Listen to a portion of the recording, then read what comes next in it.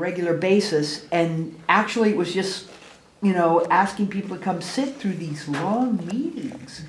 And I thought, you know what? These folks have so much more to share.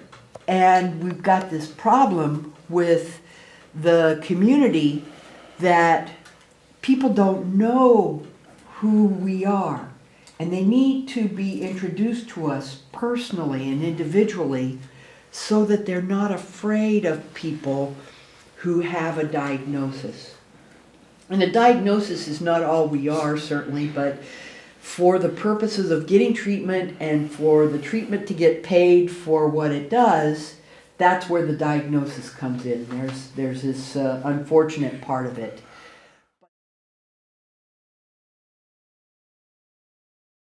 Okay, my name is Lenora, and I've been coming to the My Stigma Speakers meetings for a little while, and I've found a wonderful group of people. I've heard a story about from India that talks about an elephant who, when that elephant was born, was tied securely around its leg and tied to a secure post so it couldn't get away. That baby elephant couldn't get away. But when that elephant was an adult, all that was needed was a string to a twig, and the elephant thought they couldn't get away. And I feel like that elephant, that I'm trying to discover what string it is that keeps me tied in same old patterns, from thinking that I can't move on. And I see a group of people who are very much like me, because I see compassion and sympathy and gentleness, and I feel connected with people who feel the world the way that I feel the world. And it's when I was a little girl, I thought that everyone was like that, and because of that I was completely trusting and had no real boundaries of my own.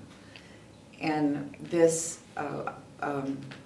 the other classes at the My Voice Media Center, Patty's creative writing class, I found a place there where we discovered our critical voice, and that helped to open up. I heard other people speaking in that way about what's going on in their minds, and it helps me to voice what's going on in my mind. And in that way, I've been able to discover what that string and that twig is for me. And so I'm deeply grateful for primarily the ladies that I have met, but also the gentlemen have been very helpful to me too. So I'm grateful to be here. Hi, I'm Kathy. Most people don't know or realize that 1 in 4 people have a mental health problem. That means it strikes their family. I'm one of 4 siblings. I have a mental health issue. I grew up in what you could call a white picket fence family, or the Beaver Cleaver family is what my parents created for us. And they didn't know how to deal with me. I had dyslexia. We discovered it when I was about 3rd grade, and it was severe dyslexia.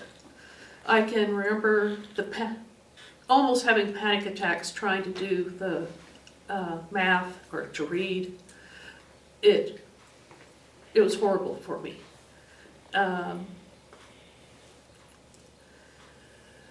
Since then, I have been out in the open about my dyslexia, and people are very, very supportive when I say, no, I can't do this for whatever reason. I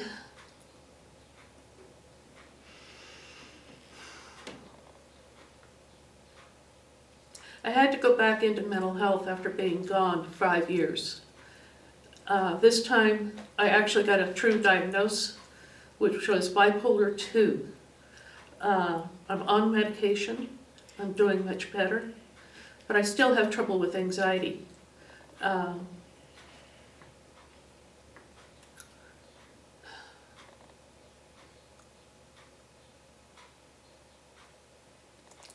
It's not been a good road for me.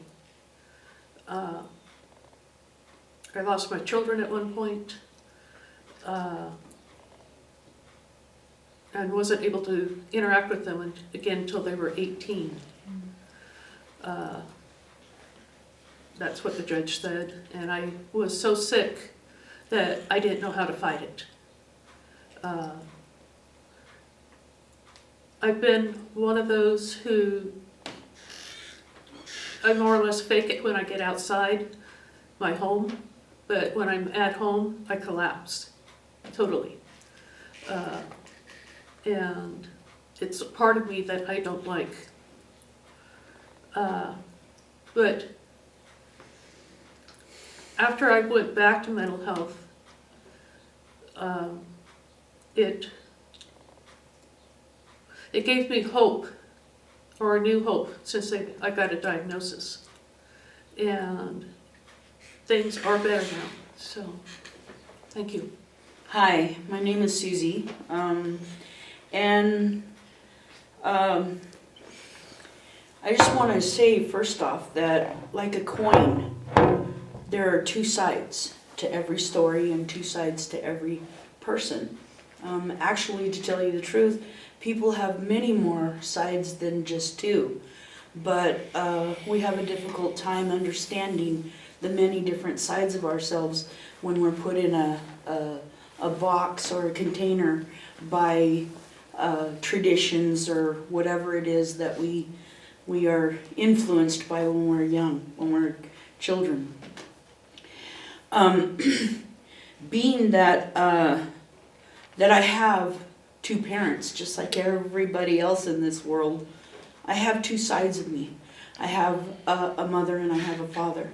And it seems that they both had two different sides of view on almost everything that came up in my life. I didn't know that I was that different from everybody, but when I was 4 years old, I got into a car accident. And when I got into that accident and went through the windshield, I woke up 4 days later and I had a new appreciation, even at 4 years old, for life. My grandmother had taught me the prayer, little kids say when they're going to bed. Now I lay me down to sleep. I pray the Lord my soul to keep, if I shall die before I wake. Oh my goodness, I stopped immediately after the accident. I stopped immediately and I wouldn't continue the prayer. And my grandmother asked me, "What's wrong with you?" Well, I don't want to say that no more. I know what it's like to die now. And she said, then you need to understand that you need to just say the prayer so that you feel, you're safe during the night. Grandma wants you to be safe during the night. But also, I want you to remember that every day that you wake up, then you should be glad that you woke up and God took care of you through the night. Okay, I'm cool with that. So I started every morning, and I do the same to this day, and I'm 58 years old. I did it so that every morning I wake up and I praise the day that I'm given, because it doesn't matter what side I wake up on, I'm still me. Yeah. So I just wanted to say a wide appreciation for this group and for the things that I'm learning, because we are breaking stigma no matter how hard it hit us or how it hit us. So thank you. Hi, my name is Merari Lopez. I'm a mother of 3 children, and my life was really beautiful until I got married, and I can't even understand what's going on in my life until I talked with a friend, and I went to the doctor, and the mental health provider explained me that I'm in a domestic violence situation and emotional abuse. And I was on denial because I said, this is not happening to me. I was struggling for 16 years in my life to understand how a person can love as I was loving him. And until I came to the United States, I struggled more because I don't speak English. So it was a challenge for me to get help. But with my therapist, and gave me a lot of skills to learn, to feel stronger, and to grow. And I'm really thankful for the Non-Stigma Speaker Bureau because they give me the opportunity to share my story, especially for people who can't speak the language here. Now I can speak, I can understand. It was a big challenge for me. And thank you for the people who are in mental health and with my therapist, my counselors, and my family who finally understand the situation because I didn't speak with them about that. I'm still growing and I'm in the healing process because I'm not done yet. My life is a journey, same as you, but I'm not gonna give up. I'm still struggling with anxiety and depression, but I want to learn more. And thank you for this retreat because it's helping me. Thank you.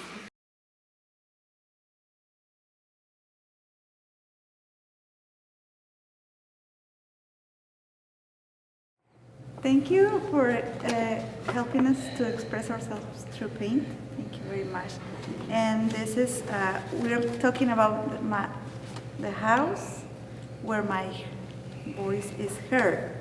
And for me, it's my brain, because I try to draw like my brain and my heart. If people doesn't listen to me from those sides, I shut down. I can be here with my eyes, because we talk with our eyes too. That's why I like, if they're not connected and the people can connect with me, I shut down. Yeah, and there's some drops over there, like a tears. Yeah. If I can get connected through that way, I feel sad. Thank you. Hi, I'm Susan Leary.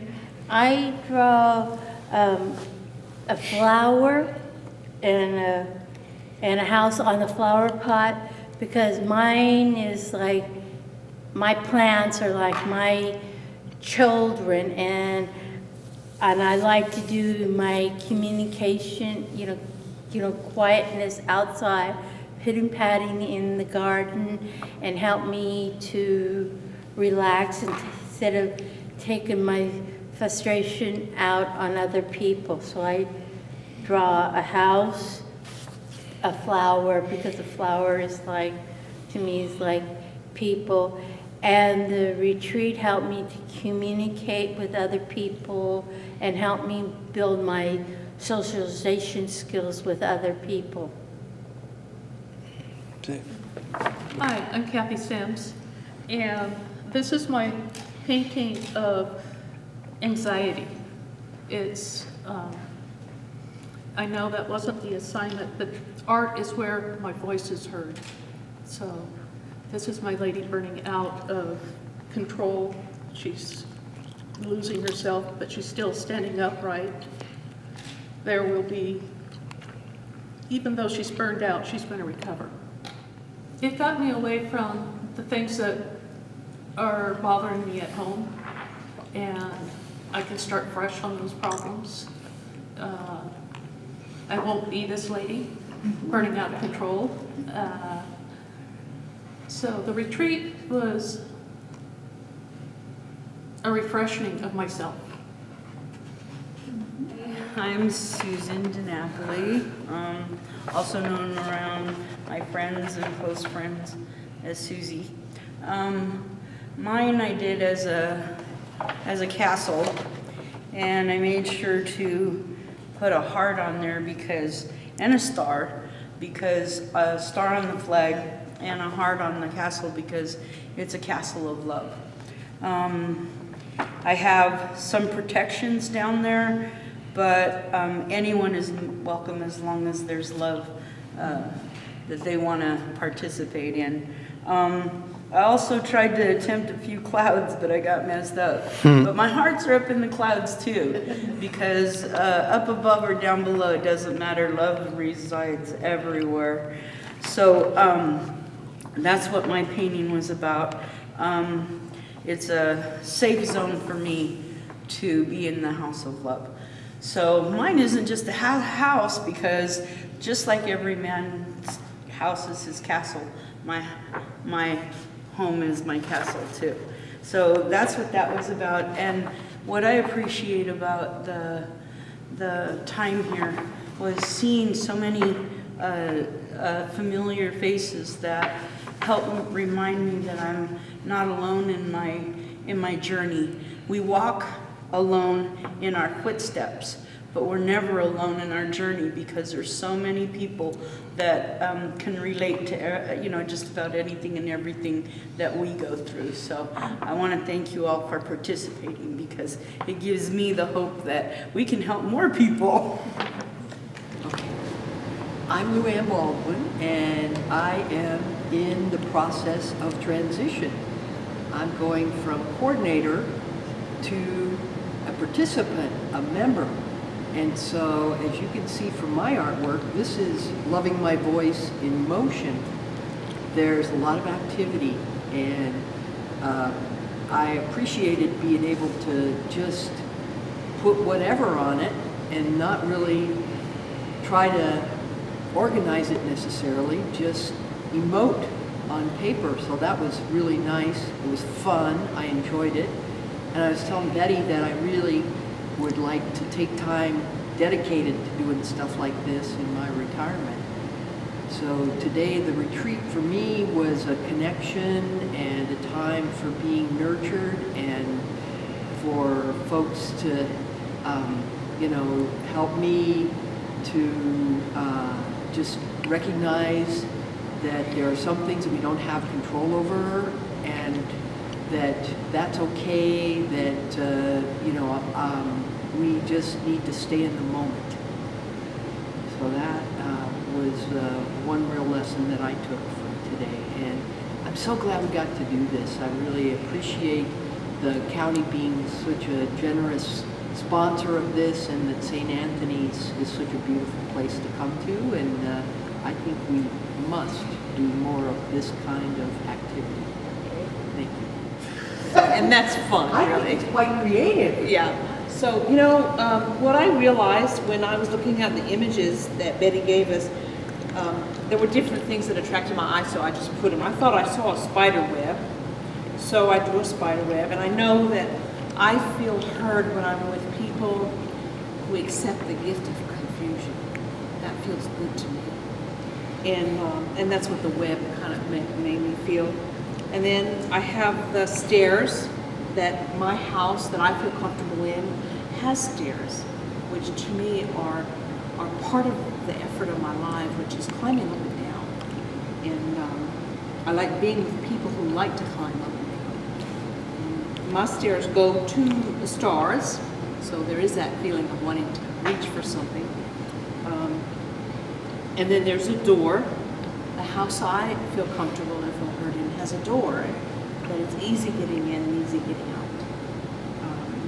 And then the sun and the night are both there. I like the light of the sun, feels good to me, and I like the dark too. I've learned to enjoy them very much. And the red drops are red tears that the house I'm comfortable in welcomes suffering and tears, and in a celebrative way, that they're a part of life and that they're a gift. They're not to be hidden or rejected, or they just are, Then I have a picture of, this is my husband, and I've learned that he's helped me a lot to enjoy home wherever I find it, and I never have understood why. But I think that what I'm learning, he was a man who was born with polio as a child.